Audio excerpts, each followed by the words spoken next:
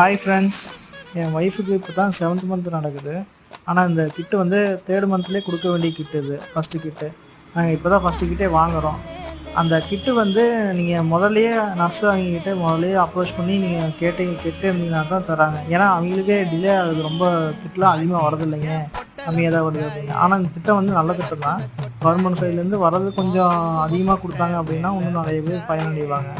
இந்த கிட்டில் வந்து நிறையா அயன் டானிக் 3 டானிக் வருது, ப்ரோட்டீன் பவுடரும் வருது. ப்ரோட்டீன் பவுடரும் இந்த கீ இதெல்லாம் வந்து நம்ம நார்மலாக ஆஷன்ஸ்க்கு சாப்பிடலாம். ஆனால் வந்து அந்த அயன் டானிக்கும் அந்த டேப்லெட்டு இதெல்லாம் வந்து நீங்கள் டாக்டர் கன்சல்ட் இல்லாமல் சாப்பிடக்கூடாது. அது வந்து ஆல்ரெடி நீங்கள் அயன் டேப்லெட் எடுப்பீங்க, இதெல்லாம் அவங்க கன்சல்ட் பண்ணி சாப்பிட்டீங்கன்னா இன்னும் பெட்டராக இருக்கும்.